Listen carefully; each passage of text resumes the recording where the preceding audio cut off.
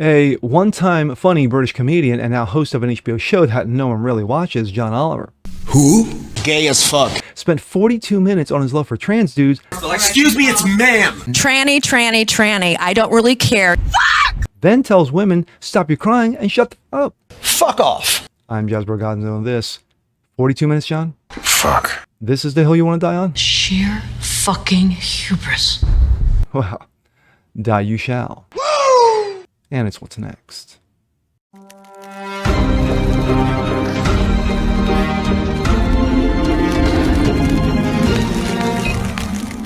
What's up, everyone? Jasper Gonzo, what's next? Your daily dose. Hope you guys are feeling good today on this Wednesday. Well, with everything going on with Trump, the tariffs, China, people concerned about their money, people concerned about higher taxes, higher food prices, and what have you.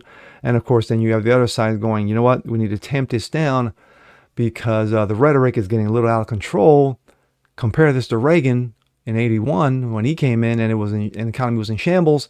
And then 2 years later, the economy was humming and he won by a landslide in '84. But I'm not here to talk about that. I could just stop the video right now. But we're going to lighten up the concern a bit. Transanity. Yes, that lovely comedy that just keeps on going and seems never to be canceled.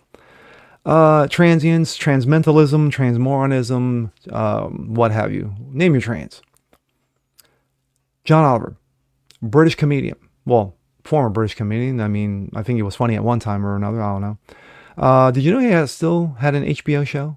I didn't know. I thought he got canceled years ago. But anyhow, just a few days ago, he had a show and he talked about trans dudes, his love for them, and why women should just stop your crying and shut up. Let the dudes win. Wow. Way to stand up for the women, John. Way to stand up for the women. And here we go. This comes out of Outkick. John Oliver wants ladies to shut up and let the dudes win. Well, John Oliver threw quite the tantrum on Sunday night, didn't he? On the latest episode of his HBO show last week tonight, the British comedian explained why trans athletes should be allowed to play in women's sports and mock those otherwise. Throughout his 42-minute sanctimonious tirade, his diatribe, if you will, Oliver argued that males enjoy little to no advantage over females in sports. Really? And that men winning in sports almost never happens. No, of course it doesn't.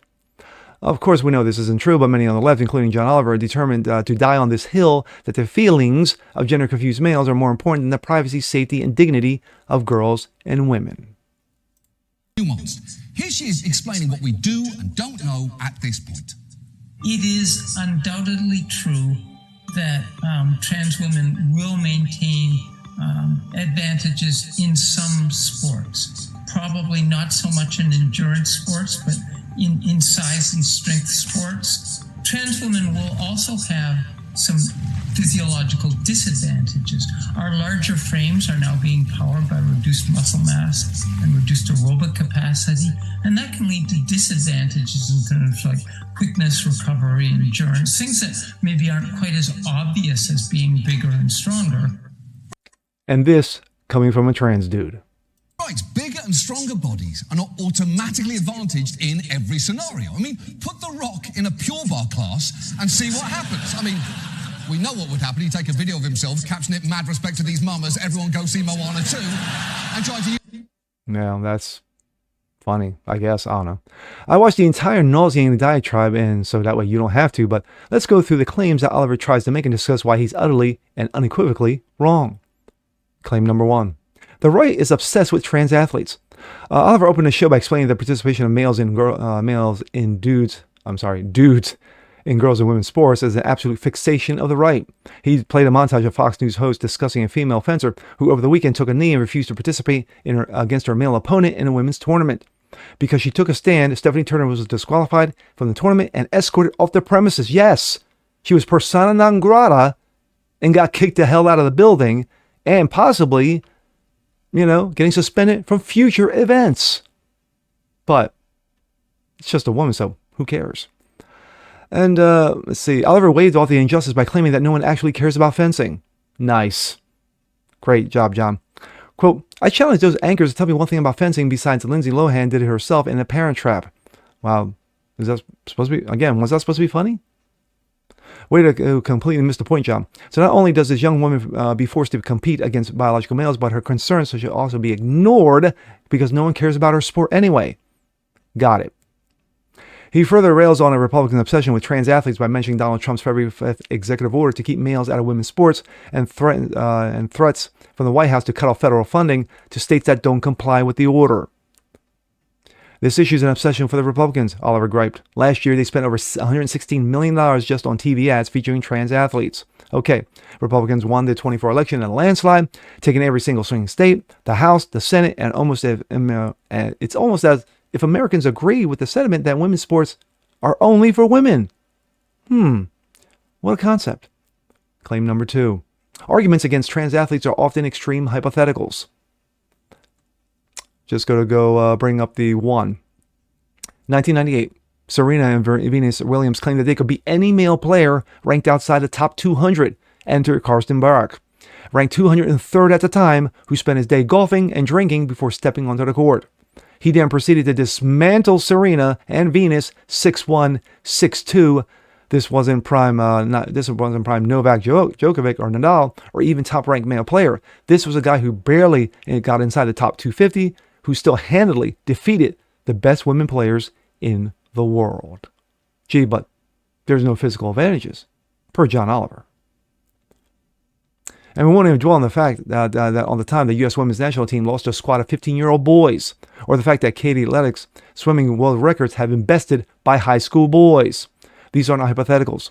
These are real-world examples of the proof that undeniable biological differences between male and female athletes. If Serena, arguably the greatest women's player of all time, couldn't keep up with a low-ranked boozer player, how can we expect high school or collegiate female athletes to fairly compete against dudes who like to feel pretty? John Oliver might be enjoy laughing off the concerns of right-wing paranoia, but women losing opportunities, scholarships, and records to biological males is no joke. Even if Nadal transitioning is an unrealistic example, the underlying point remains valid. Male athletes, even those far from their top sport, hold a significant edge over their female counterparts. Claim number 3. Men don't have an inherent biological advantage in all sports. Oliver argues just because the men are genetically bigger and stronger doesn't mean they always have the advantage in all sports, especially after hormone therapy. To illustrate, he jokes that Dwayne "The Rock" Johnson would be terrible in a bar class. In a bar right class, talk about an exaggerated example. No one's arguing that every single man is naturally gifted at every sport. The argument is, on average, male athletes possess physiological advantages like greater muscle mass, lung capacity, bone density, reaction time that don't simply vanish with hormone therapy. But let's hear John's thoughts. To be clear, I'm not happy to watch women experience injury, humiliation, and a loss of sporting opportunities. But You that sure about that? includes trans women and kids. You sure about And that, John? They seem to be getting hurt the most. Oh, yes. Dudes who like to feel pretty, they're the ones getting hurt the most. There are Yes, much yes. bigger They're issues oppressed. regarding women's sports that we should actually be addressing. My thoughts. This article goes on a little bit longer, but I didn't want this to turn into a 20-minute free fall. But John Oliver is a clown. He's a buffoon. He's a moron. He's an idiot. I'm not taking away that that women being humiliated and losing and what have you. No. I'm not disregarding it. I'm not dismissing it. While he dismisses it. The fact is, John, that we've seen time and time again that dudes who like to feel pretty going into women's sports and beating them. Can you say Will Thomas? Can you say that dude who was in boxing in last year's Olympics? I'm sorry, there wasn't just one, there was two of them. They both won, and it turns out that only one could get the gold medal, but of course, beating the Pope out of women in the middle of the ring, yes, that gets you a gold medal in the Olympics' eyes. This is ridiculous. This is absolutely clownish. Throwing the rock and putting tights on, that's the equivalent, Or how about, I've heard others like LeBron James, if LeBron James were to say, you know what, I'm going to be trans tomorrow and I'm going to play in the WNBA. You think that him walking in with a wig and lipstick and just dominating over all these women, including Caitlin Clark, who is the league's best, who's that league's best, yeah, that's fair, right, John? It's all fair in war, you know. Who cares? Who cares if the women lose? Who cares if the women get humiliated? Who cares, that fencing's not a sport in your eyes and that no one cares? You're a clown. But with that being said, I'm Jazz Gonzo. This is What's Next. When you see more like this, please leave a comment below. Like it, share, subscribe to it. Hit that notification bell so you guys know it's a thing. Continue spreading the word about the show. Appreciate you guys watching as always. And we'll see you on the next one. Peace.